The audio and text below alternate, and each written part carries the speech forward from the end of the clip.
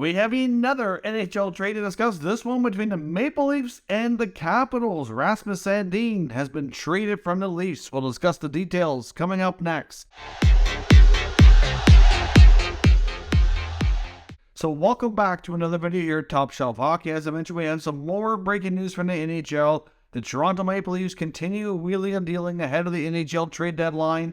And this time it's a little bit of a surprise deal, but as I mentioned before, I said before that if they were going to make any more additions, that a player would have to go out off the roster. And that's what's happened here. And they're also getting a pretty good pick. So, young defenseman Rasmus Sandin, former first-round pick, highly thought of young player on this team, has been traded to the Washington Capitals. In return, they get veteran defenseman Erik Gustafsson, who's on an expiring UFA contract, and a 2023 first-round pick. So, of course, we know the Maple Leafs don't have a first-round pick anymore for 2023.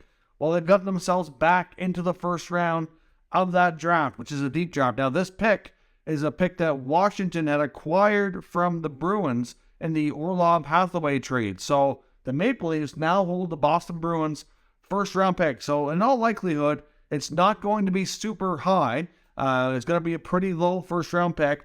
But still, they get them into the first round of that draft while getting another veteran defenseman on the roster. Like I said before, the speculation was that if they wanted to add any further, whether it be another forward for depth or another depth defenseman, that somebody off the roster was going to go. And they may not be done here either, but we'll have to wait and see. But there was some talk that, we thought it might be more likely a forward, like an Engvall or a Justin Hall. But I also wondered about Sandin a little bit too. After having a contract dispute and then after the addition of Jake McCabe, I wondered if he kind of might be the odd man out, so to speak.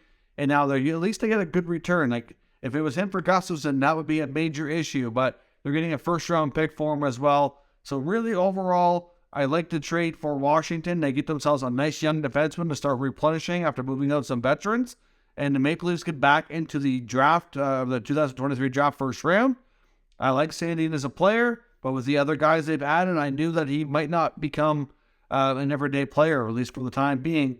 So overall, this trade could work for both sides, but at least better hope they win and that they don't regret this long term, because it's hard to say how things will work out on a long-term basis. We will have to look back on that down the road. But let me know your thoughts on this trade down in the comments. We'll discuss further. And of course, if you're new, make sure you subscribe, stick around. We'll keep you up to date with all the deals around the NHL Trade Deadline 2023, and of course, beyond that as well, with daily reports and all the news and rumors from around the entire league. Thank you for watching, and I'll catch you next time.